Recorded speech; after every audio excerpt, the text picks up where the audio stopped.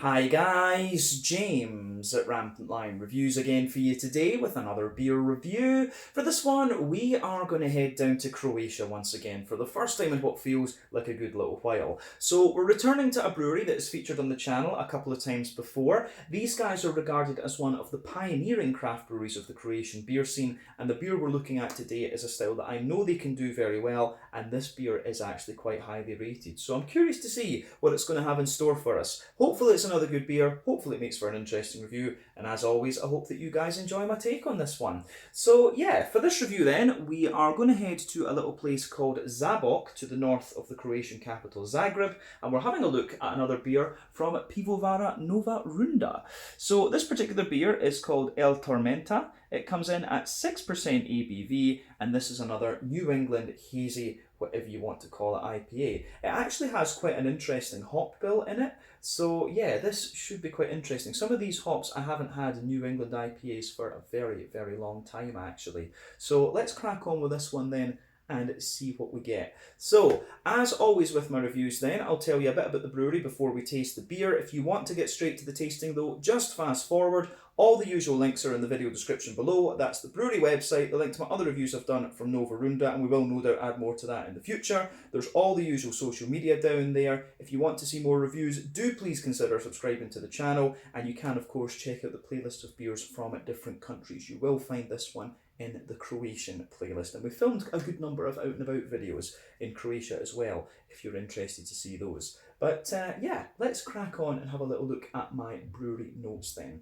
So Nova Runda, as I've mentioned to you already, are based in Zabok, which is to the north of Zagreb, the Croatian capital, and this brewery was founded back in 2013. So the two men behind this brewery are Miroslav Šuvac and Marko Filipin, who are childhood friends from Daruvar. So Miroslav originally studied economics and then worked in IT, while Marko graduated in science and then worked in banking. But apparently they travelled to the Czech Republic together back in 2009, and they were just struck by how big and how popular the beer scene there was, and the fact that such a thing didn't exist in Croatia at the time. But when they returned home, they were really kind of just disillusioned with how lacking the beer scene was in Croatia at the time, and so they started to brew beer for themselves, and they used internet forums to gather up information. They were using very, very crude equipment before they joined the home brewing group Pivovarstvo.info, and that's quite a popular homebrew group in Croatia from what I understand. But in 2014 they took the decision to quit their jobs and turn their attention full-time to the brewery. But they then started to secure finances through crowdfunding, and this helped them get the company off the ground. But in the early years they were gypsy brewing their beers, first at Kusan Marov and then at Jaska. Apologies if these pronunciations are not correct. Croatian is not a language I'm familiar with at all, but they knew that doing this kind of gypsy brewing was not feasible in the long term, and so they decided that they were going to invest in their own brewing facility, and they found a good location for this in Zabok, where they're currently based. So Marko is in charge of brewing and recipe development, while Miroslav takes care of the business side of the brewery. But initially they only produced draft beer for sale in pubs and restaurants because they were concerned about the freshness of bottled beer sitting on supermarket shelves. But after a while they introduced the cans like this. But at present they can produce around 180,000 litres of beer per year, and they have an on-site tap room at the brewery as well. So the next time I go down to Croatia, this is something I will be checking out. But since 2016 they've also had their own beer festival, which is called Beer Yard. So maybe that's something I need to check out as well. And yeah, they've just been continuing to grow their sales and get their beer out there more and more. But the name of the brewery, Nova Runda, literally translates as next round or new round, and it means both to order a new round of beers but also a fresh start. And that's kind of what they say they did when they left their jobs to start up the brewery. But these guys, as I said earlier, are largely credited with being one of the pioneers of the Croatian beer scene. I think they might actually well be the first ale brewery in Croatia as well, the first specialised ale brewery, because a lot of the kind of other breweries that have been around for a while brew Vienna lagers and Hefeweizens and stuff like this, but these guys were the first kind of specialist craft beer brewery, I guess you could say, in Croatia. But as of September 2022, when I'm filming this review for you, these guys have produced just over 100 different kinds of beer according to Untappd, and they do a variety of different styles, but of course they are exporting a lot of IPAs and stuff like this. I think it's been 2 IPAs we reviewed before this. The other one was called Life on Mars, and I forget what the other it was called before that, but yeah, I'm pretty sure it's only IPAs we've tried from this brewery so far, actually. So maybe the next time we need to try one of the lagers, a sour beer, or something dark, we'll try and get a different style from these guys next time. But yeah, that is all I can tell you about Pivovara Nova Runda for the moment. If you want to learn more about these guys, again, check out the brewery website. You can have a look at the other reviews I've done as well, and of course you can check out their Untappd profile to see all the different beers and things that they've done. So yeah, let's crack on then and have a look at the beer itself. So as you can see, this one is in a half-litre can, so it's a little bit bigger than the cans we normally get here in Sweden. It's a plain silver top, and this one has lots of Spanish and things on the side there. You can see El Tormento del Futuro, the tormentor of the future. It tells you the hops that are in this one, of course, as well. And yeah, it's in Spanish instead of Croatian, which should be a little bit more understandable to me, but it says it's got a gigantic combination of 5 hops, and I don't really know what the other what the other part says. But like I said earlier, this one is a 6% New England IPA. It's a half-litre. I'll just let you see this as well. This is the Nova Runda symbol, kind of like a beer glass a bit. But the hops in this one, apparently, are Equinox, or how do you say it? Yeah, so it's Equinox, as it's called these days. I should say Equinox, I was confusing myself there. Equinox, Citra, Styrian Wolf, and Callista, and they also use Citra Cryo in this, from what I understand.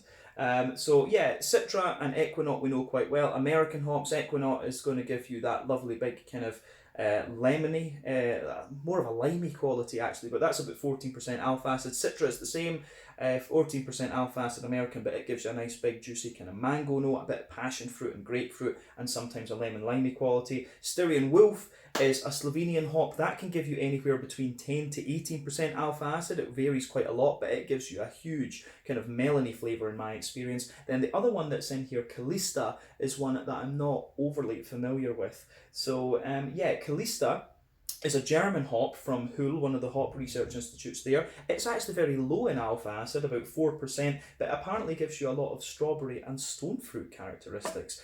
We have had Callista a few times before. I'm sure I had Callista in a Pilsner fairly recently actually. But yeah, it is quite an interesting hop, I have to say. So yeah, that's a little rundown of the hops. As I said, 6% New England IPA. Let's get this one open and we'll see how we get on. Yeah, this should be quite good. I'm not sure if you can hear, but one of the neighbours is drilling something, so I do apologise if there's a little bit of background noise in this video, but the camera is usually pretty good at cancelling out some of the stuff. We just have to be careful with this a little bit because there's a good little bit ahead on this actually. I think that'll do for the moment. We can take a look at the beer and just let the rest of the carbonation escape for the moment. So, yeah. Anyway, as you can see, this beer, I will point out the can was a little bit hard, so this is why the head is a bit developed, should we say. But yeah, you can still see anyway. So the beer, we've poured, I think about half the beer, something like that. We have poured about half the beer, maybe 300 mils. Yeah, 300 mils I think is fair. So we've poured about 300 mils into the glass just now. You can see the beer's poured with a lovely kind of finger and a half of a frothy, slightly cream coloured head. 1 or 2 big bubbles sticking toward the side of the glass, a few little ones going up toward the bottom of that head there. But I mean, overall, this does look pretty nice. In terms of its colour, it's a lovely, I would say that this is a very kind of bright mango juice yellow colour. There are 1 or 2 big bubbles sticking toward the side of the glass there, and a few little ones going up toward the bottom of the head. But as you can see, the head itself is retaining pretty well. So remember, the colour of your beer depends on 1, the type of malts that you use, 2, the length of your wort boil is also going to play a role. The longer you boil the wort, the more the sugar's caramelised, thus you get a dark coloured beer. Any barrel aging that you do or adjuncts that you put in will affect that too. But yeah, when it comes to New England IPAs, you don't often have to care about that. For a 6%er as well, I would say the level of haze in this one is pretty impressive. Remember, the level of haze is down to the oak content, wheat content, and also the yeast. that can vary from brewery to brewery and recipe to recipe. It's not simply a rule that as you go up the alcohol scale, you should get more haziness. It doesn't work like that in practice, although theoretically I think it should. But yeah, anyway, this one looks like quite a nice New England IPA. Level of haze is impressive, as we said. I think we should have a wee look at the aroma of this one and see what we get.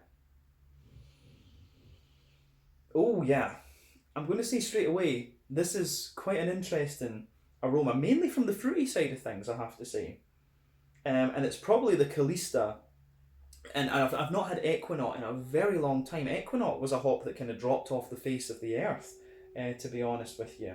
But I will say this is a very kind of lemon, limey leaning New England IPA, and of course you've got the melon from the Styrian Wolf backing all of that up as well. So this is quite unusual compared to a lot of things that we've had in the New England category in recent times. But yeah, this is why we do beer reviews. We can try unusual things from different countries. And there are some very good breweries in the Balkan countries these days, I have to say. The whole scene down there is kind of taken off. Yeah, so what do we say about the aroma of this one then? First impression, as I said, it's a big lemony, limey, citrusy leaning New England IPA. The malt base is quite interesting. I'm getting a mix. I think it's a little bit wheaty leaning, this one. And as I've always said to you, there's 6 directions a New England IPA can go. They can be farmhousey and yeasty, rye leaning and grainy, barley malt bready, wheaty bitey, oaty creamy, or they can be sweet. And quite often you get a few of those characteristics in there. But with this one, I think it's quite wheaty leaning. I am also getting more and more of the oats as I smell it. And the green component is quite bright and grassy and floral, I'll say. So let's just break that aroma down and go through it a wee bit more comprehensively. So the backbone of the beer, there is a little bit of that soft, white bready, fresh bread crust in there. But that is kind of dominated a little bit. You can smell the wheat giving this beer a lot of thickness. And at the back of the nose, you do have a little bit of that wheaty, bitey sort of thing coming out of this one. Yeah.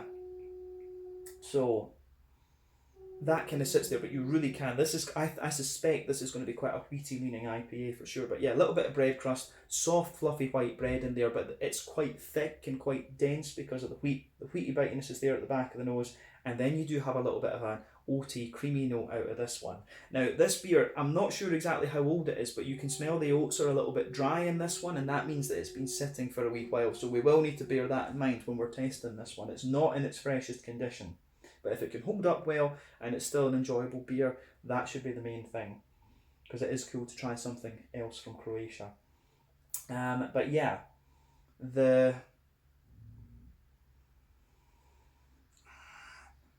this one's really, as I say, the oats give you that little bit of dryness for sure. There is a little bit of that Werther's Original butter candy, butterscotchy type thing.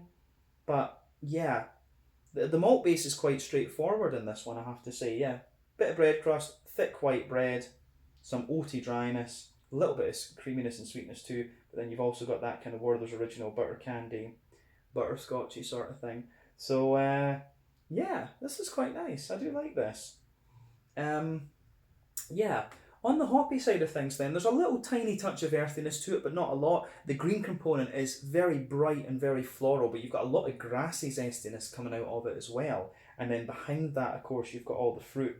And I think the Citra does take a bit of a back seat in this one. I mean, you do get a little bit of the stronger passion fruit in there, and a bit of juicy mango. And Calista, we have to remember that Calista can contribute to that as well. I do smell a little bit of the kind of red fruity notes of Calista. I don't know if I would have called it strawberry right enough, because it's actually got a wee touch of almost tartness to it, like a raspberry or something. So you can smell a little bit of that red fruit in the top of the nose. But yeah, lots of melon, a hell of a lot of lime as well. I'm getting a lot of melon and a lot of lime out of this beer. So yeah, mango, wee bit of passion fruit, and a lot of melon and a lot of lime. This is pretty interesting, I have to say. Yeah, aroma wise, this is certainly kind of piquing my interest. So let's get a little bit more in the glass and we'll have a taste of this one and see what we have. Hopefully the head doesn't go too crazy with this. Just need to be careful with the pour. Yeah. think that'll do it, to be honest. So yeah, let's see what we have with this one. So yeah, this one is the El Tormenta, a New England IPA at 6% ABV from Nova Runda, Pivovara Nova Runda in Zabok to the north of Zagreb down in Croatia. Let's get stuck in. Slanju, skol, cheers, or as they say in Croatian, živjeli.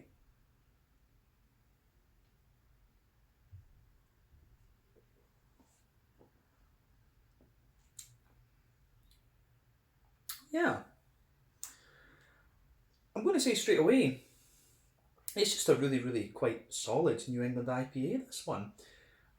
First impression is it's actually a lot more oaty leaning in the flavour than I was getting the impression of from the aroma. But yeah, the oaty and wheaty side of this one is quite interesting.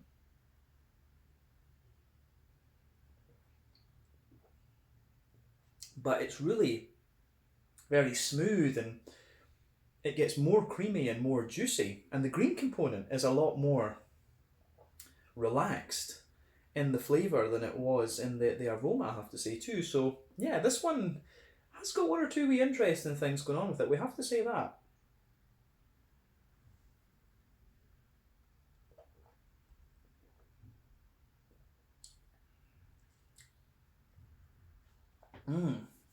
Yeah. I'm going to say though, it's a very nice New England, this one is. It's very, very solid, and we know, I know from experience that Nova Runda are a capable brewery. So it's not really a surprise that we've got another solid beer from these guys.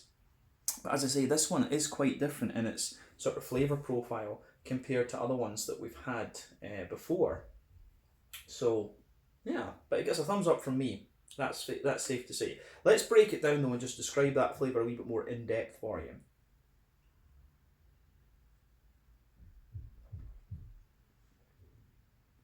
So the backbone of that middle third of your palate then, you can feel there is a good little bit of a grainy bread crust in there, and I will say that this beer gets a little bit more grainy the further into the aftertaste that you go. So yeah, you get a little bit of that kind of bread crusty note there, and it's almost more like a kind of wholemeal brown bread crust in the backbone there. On top of that, there's a little layer of like a wholemeal brown bready kind of character, and then as you go further up from that, you do get a little bit of the white bread from the barley malt, but then you can feel the thicker layer of wheat sitting on top of that, and that really is what's given the beer its density. This beer actually does feel pretty dense, and I suspect I just can feel it's a bit more down to the wheat than the oats, I would say, but I could be wrong. I'd love to see what the brew sheet on this one is, and see how that's given it to the mouthfeel, or see how that's contributing to the mouthfeel, I should say. I can't speak English these days, it's terrible.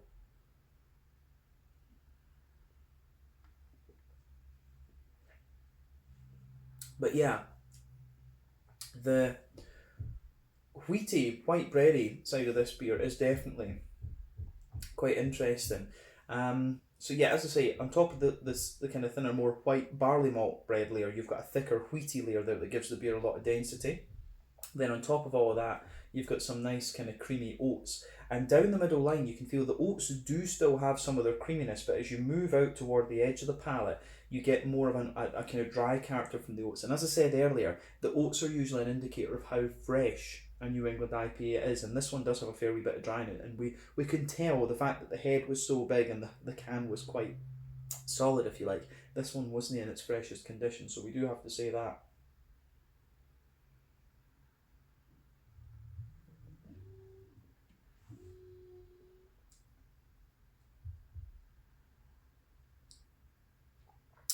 But yeah, down this beer, it's interesting. I was waiting to see if there was a little sweet component came out of the middle of the palate, but there's not really a sweet component to this one, I have to say. It actually is quite, it really is a little bit more kind of bready leaning, this beer. It really gives you a lot of different kind of bready characteristics. There isn't really a sweet component in the middle of the palate with this one, which is quite interesting. So yeah, no sweet component to this. It's brown, yeah, good bit of brown bread, good bit of white bread from the wheat, and then a bit of oaty character, but I like that. So yeah, on the back third of the palate, then I don't think we need to say anything else about the the middle third of the palate with this beer. The back third of the palate, you can feel border region between middle third and back third of your palate. There's a wee bit of a kind of brown bready, bread crusty build up. Then the base of the back third of the palate has a little bit more of a brown bready bread crust, as we've said. And it's a bit more grainy, of course. More bitter and grainy flavours come out toward the back of the palate. On top of that, you can feel there is a little bit of a slightly taller wholemeal brown bready note there, so that is a little bit taller. Then you get the white bread sitting on top of that.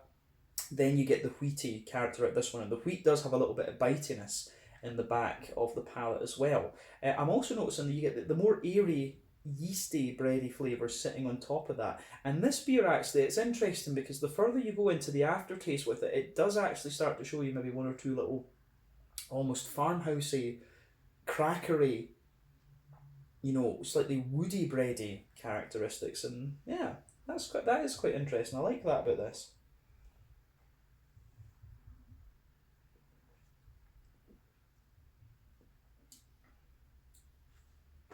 So yeah, the way that goes together is pretty interesting for sure.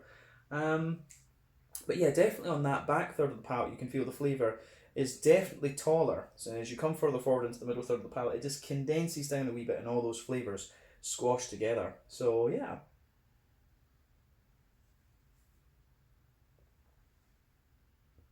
Yeah, that is nice though. That is definitely nice. On the hoppy side of things then, I don't think we need to say anything else about the malty side of this beer. On the hoppy side of things, there's definitely a wee bit of earthiness there in the back corners of the palate. As you come further forward, it gets a little bit herbal, and as you push further forward, you do start to get a little bit more of floral aromaticity out of this one, but round the front curve of the palate, it's lighter and grassier. It's got a little touch of oiliness to it. And yeah, I do kind of like how that goes. So there is a little bit of an oily, zesty kind of thing going on with this beer actually. So yeah.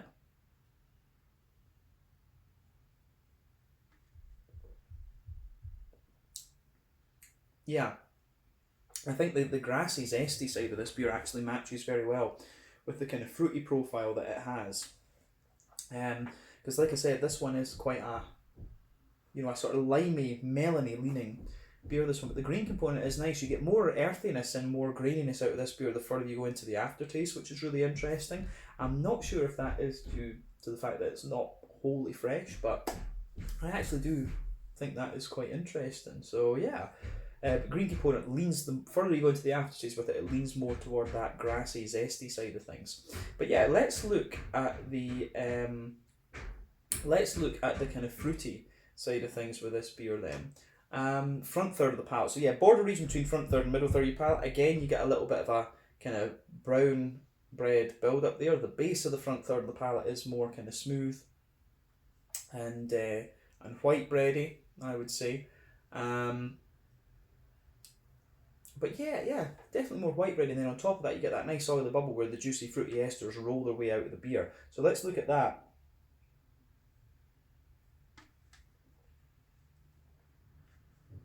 So, back of that front third of your palate, you get some of the citra notes there. There's a wee touch of the passion fruit and grapefruity strength there, but that fades away quite quickly as you come further forward. You get a good bit of juicy mango there, but I think the Styrian Wolf melon really dominates and forms the base, the back base of that the back base of that front third of your palate. Yeah, you're getting really strong melon flavours out of this one, but then yeah, as you come further forward, it's really the melon flavour kind of mellows out and sweetens up as you move into the front half of the front third of your palate. But yeah, there's an oily kind of lime sort of thing with this one, so that's quite interesting. This is, as I say, a lot of melon for me, a lot of lime in this beer, but there are little elements of the tropical fruit from the Citra and the Calista as well, actually. And it's the Equinox and the Styrian Wolf that are dominating this one, actually. Yeah, it's a nice beer, this one, and as I say, the fruity profile makes this quite different to things that we've had from other places in recent times, from other breweries in recent times. And I like this, I like going to different countries and trying different beers from them, because yeah, you really start to get an idea of what the palate of that country is like. So yeah, it's awesome. On the I don't think we need to say anything else about that, really. It's quite an oily lime at the front tip of the palate, and then, yeah, it mixes in with the sort of grassy side of the beer. So, yeah, but it gets a thumbs up from me, needless to say. On the mouthfeel side of things, so I think we've said everything we need to about the flavour profile of this beer. Other interesting point is I don't really get the kind of strawberry red fruity notes that I was expecting from Kalista. So, yeah. But on the mouthfeel side of things then, for me, this is kind of top end to mid-bodied. It's got an impressive thickness to it for a 6%er.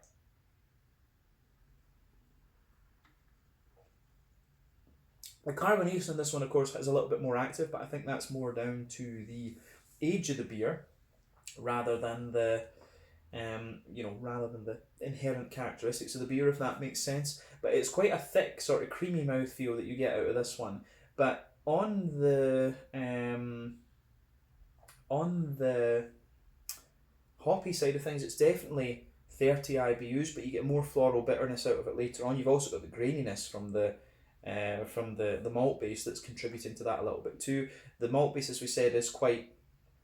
It's mainly bready. It's quite a bready, grainy beer, this one, and it does almost give the impression of being a slightly farmhousey New England IPA, which is quite interesting. Then the fruity side of things, absolutely, it is more kind of citrusy leaning. There's a lot of lime, a lot of melon kind of flavour to this one. So yeah, really interesting beer, this actually. Very different from New England IPAs. We've reviewed it from elsewhere recently. But I think that's everything we really need to say about this one. So yeah, this one was the El Tormenta, a 6% New England IPA with Styrian Wolf, Equinox, Equinox, I keep doing that, Equinox, Citra and Kalista in it from Pivovara Runda in Croatia. Really enjoyed this. So yeah, once again, thank you for watching my beer reviews. Until the next time, please like, subscribe, share, all the usual YouTube stuff. Let me know your own thoughts on this beer in the comment section below. Let me know what your favourite beers are from Nova Runda, and we will return to them very, very shortly, I'm sure. Thanks again for watching. Check out my social media, check out theirs, and see you guys very soon with more reviews. Ciao just now.